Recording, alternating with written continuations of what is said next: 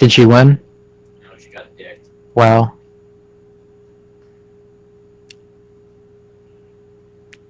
Nice kids don't win every time, Dante. She doesn't Just even like have. Laura. She doesn't even have. Shut up. What's going on, everybody? It's T Reaper, and I'm back with another special episode with my boy Halo. Halo, say hello. What's up, everybody? All right. Well, I have legitly just been on vacation. Just so you know, for everybody who wants to know, my boy Halo is at his friend's house right now. So if you hear a little background noise, that's the reason why. Today we're going to be talking about a whole bunch of different stuff, but before I want to get started, I just want to let you know, give you an update on the Digital Blend podcast. We are still doing it. Unfortunately, I don't know where Rambo is. Jay Sentries is on a 2-week vacation in Orlando, so he is going to be gone until after E3. So I don't think we're going to resume that show until after E3 is done. So we still have 2 weeks. As you know, I'm working on the special project with my boy Hebot, so shout out to him. Shout out to Porter Rock too. I was just listening to his take on the whole special interest. But really quick, since the show is legitly called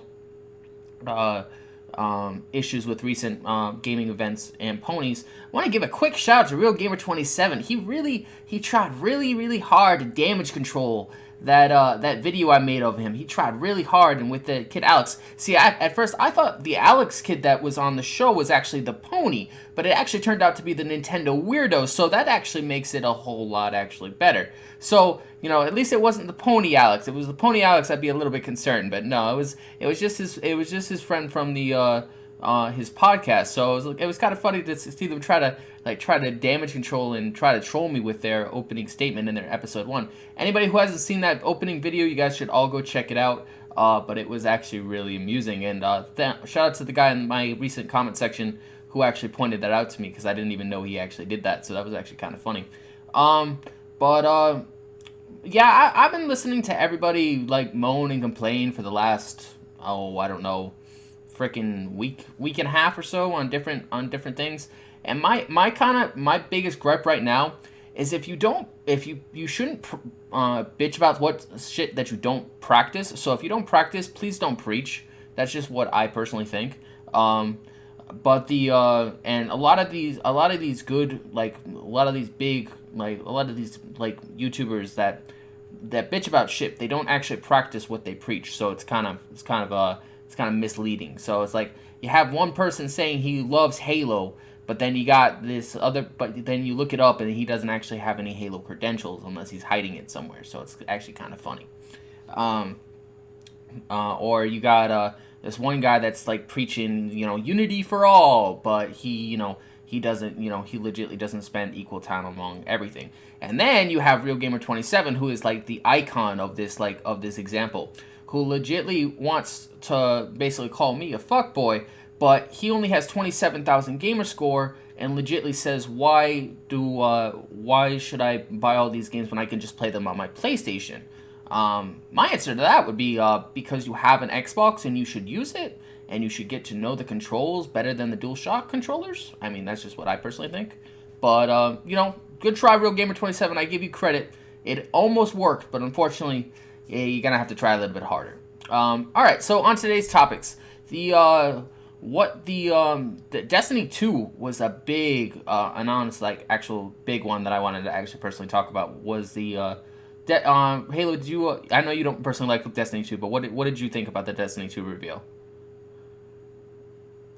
Oh, where'd he go? I think he left. Oh no, he left. Oh, where? So now he's Now he's literally all by himself. Oh, why did you What are you leave? gonna do? Oh shit. You come here. Yeah. You can Halo. just take it. I'll take you home. Sorry. Yo, Halo, where? I can't talk right now. Oh, you want me to drag you out of it? Yeah. Oh, okay, all right, fine. We'll do it tomorrow. Okay, no problem. Alright, bye. Okay, I guess my guest just left. Alright, well, the Destiny 2 thing was kind of, personally okay to me. I liked it. I just don't, like I said in my impressions. I don't like that the Titan looks like Captain America. That's kind of the one thing that I just don't like about the whole Destiny 2 thing. The fact that Red Dead Redemption 2 was delayed was really annoying. And then because I was really hoping that was like the only game that was honestly going to beat Zelda. Like, because without Red Dead Redemption 2, like, nothing's gonna beat like Zelda Breath of the Wild at Game of the Year. And I just would hate to see a Nintendo game win Game of the Year this year. That would just totally suck. What else? Since my guest is not here, I guess I can be a little bit more thing. The Far Cry 5 reveal. Oh, what did I think about that? I liked it. I mean, it sucks that it doesn't come out till February, but I guess, you know, they personally don't want to launch it before it's ready, and takes place in Montana, so we finally got a USA version of Far Cry. Oh, that is so awesome. I liked Far Cry 4. I didn't play the original 3, so like I played Far Cry 4, Far Cry Primal, and now we're on Far Cry 5. So when Far Cry 5 comes out, I already have it pre-ordered, and I am definitely going to beat that. The thing that I liked about the Far Cry 5 thing is it looks immensely huge, which is gonna be increasingly good, I guess. But other than that, the real big controversy is the Sony parody. Like, what is the Jay Century says he'll tweet it out.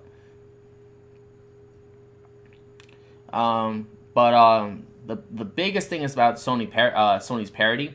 Will Sony's parody be enough to beat the Scorpio? Will Sony having control of all third marketing rights except Shadow of War be enough to actually stop the Scorpio from selling? That's a very good question, and I'm kind of curious if that's going to work, because, you know, you have the Scorpio, but as my boy Porterock was just saying in his show, you know, not a lot of people either knows what this thing is or knows what it does.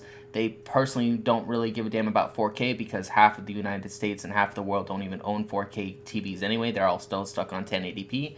I know someone that is stuck on HD. So, you know, like, is Sony honestly owning this really going to be enough to, you know, like, stop the Scorpio's growth? I don't really know, because personally, in my personal opinion, the only thing I personally want for the rest of my gaming honest career, I want Halo 6. That's the last thing that I personally want. And then I want Kingdom Hearts 3, and I want the end of the Gears franchise. Those are the three main things that I honestly want to see. Like, those are the things that I'm holding out for. As far as Kingdom Hearts 3, it's supposed to come out on the Xbox, but, you know, from its release date to now, you know, they might change that. It might just be back to regular PlayStation exclusive. That's why I have a PlayStation to begin with. So that's perfectly fine. Yeah, I'm just kind of curious if this Sony owning all the marketing rights, is it going to be enough to actually combat the thing, and will they actually be able to beat it out in the holiday market? Because how many people are going to buy this thing? How many people are going to support it? How many people are even going to want to buy it? That's an honest question. And then the other thing, which was kind of amusing to me, was like, you have shout out to Next Gen 720, because this topic is directly for him. You have Next Gen 720, who legitly sucks at shooters. He sucks at shooters, right? But his team legitly rapes K-Mega and Crap Gamer in Gears of War 4. I just don't understand how that is possible, and I don't understand how that even happens. That's just that's like a miracle. And then you check Zaire's KD, because it's all his team doing the work. So it's all his broadband bullies doing the work. Zaire's KD, legit. And for anybody who doesn't know what KD is, shout out to Jay Centuries, because he didn't know what this meant. KD is kill death ratio. So that means your kills over deaths. That's what I'm most curious about when everybody says they're good at Halo, when everybody says they're good at COD, when everybody says they're good at Battlefield, when everybody says they're good at Overwatch. What I personally want to know from you is your KD. So I want to know what your kill death ratio is. So I want to know how many deaths over kills or kills over deaths that you personally have. Now, Zaire in that broadband bullies match was legitly going 1-12. Like his team raped K Mega and Crap Gamer's team, but Zaire was the one going negative. Like, I find that immensely amusing. Nothing against Zaire, because Zaire is mostly good at fighters only, and he's not really good at shooters. But that I think that was actually immensely entertaining to me.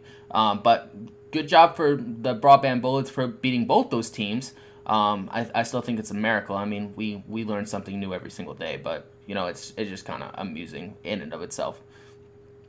But yeah, it was actually kind of funny because it was like Zaire's like getting off fighters, and then he's like playing Gears of War, and then I'm like, I thought one of those teams was gonna beat them.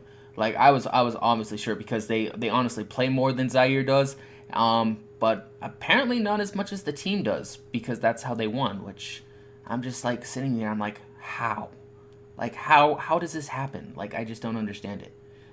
Anybody like who actually watched those matches, can fill me in and tell me how they personally won that, because I watched the K Mega match, and after like Zaire's team like won 3 in a row, I just like honestly stopped watching. I was like, nah, I'm done.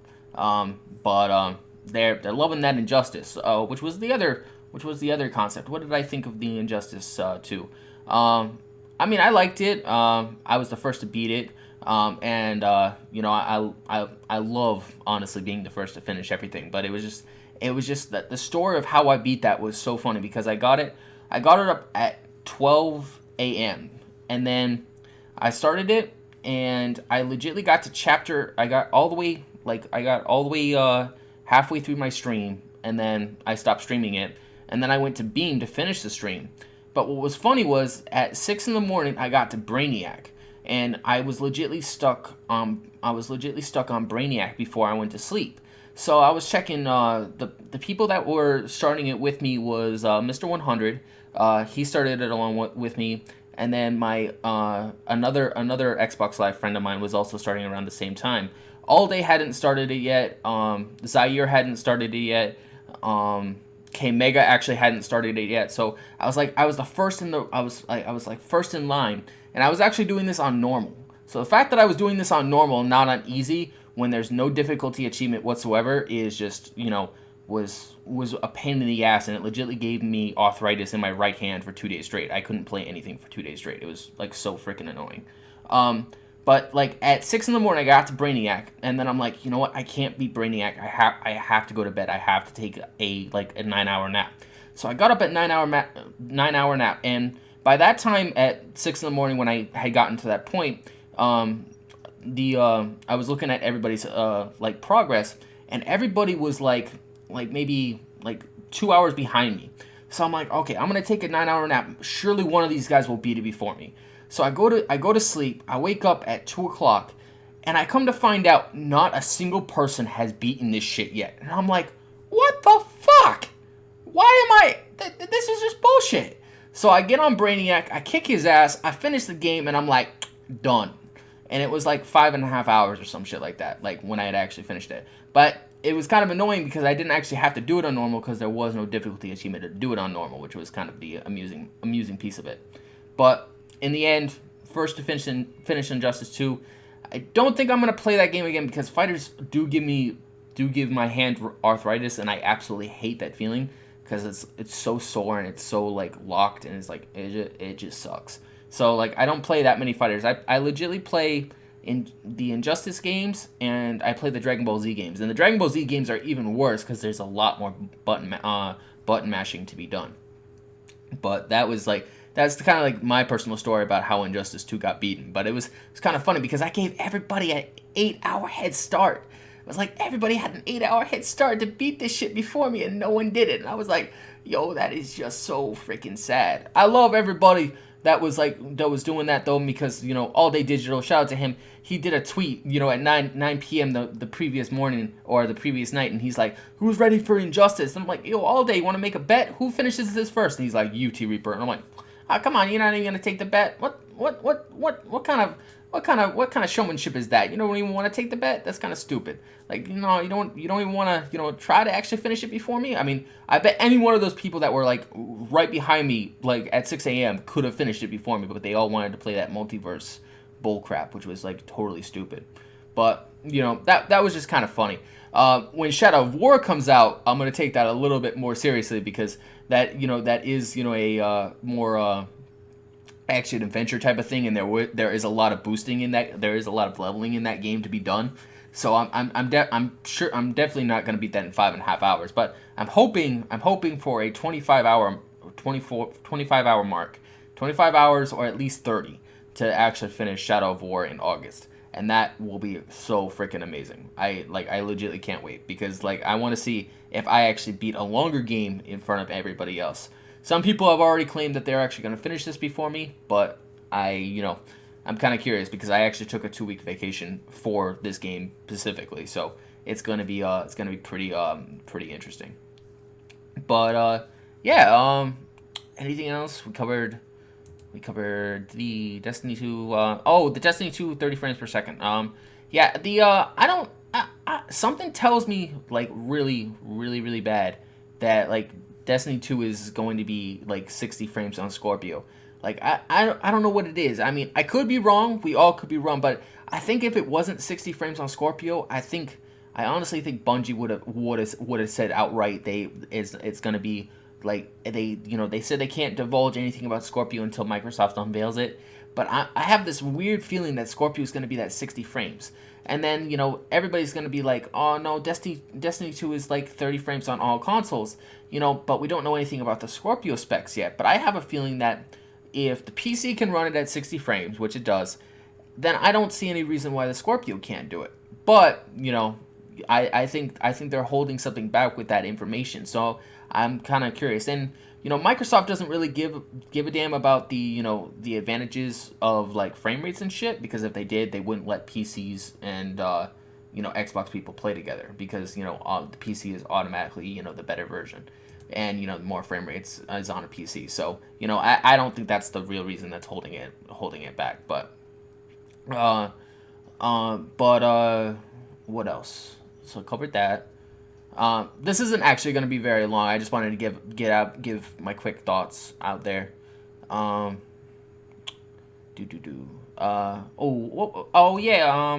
Yeah, this is another thing. I was watching B Shadow's stream last night, which was quite entertaining, and he didn't really like me in his comment section because I was slightly trolling at first, but not entirely. But it was actually kind of funny because he was saying what was wrong with all these wonderful fanboys in this community. And I'm like, you kind of need fanboyism in gaming, because if you don't have fanboys, you don't have people that automatically buy your products, and if you don't have people that automatically buy your products, you don't have sales, and if you don't have sales, you don't have profit. So I think the fanboy ism is a good thing to a certain extent, not entirely, not all the way, but it is needed to keep a functional ecosystem there, because the fanboys are the ones that will legitimately keep buying everything, and they're the ones who will honestly keep spending their money.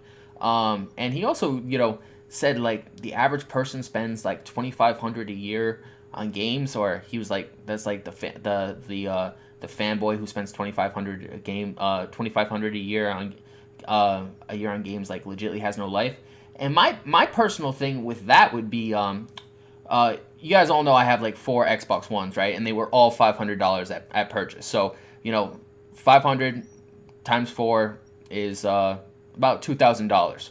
So that's $2,000 just with the Xbox Ones by themselves. Then I have about over 100 games, 360s included, all 60 at launch. Some are actually 100, so the Destinies were 100, the Call of Duties were 100. I think my Halo 5 special edition was 110 or something like that.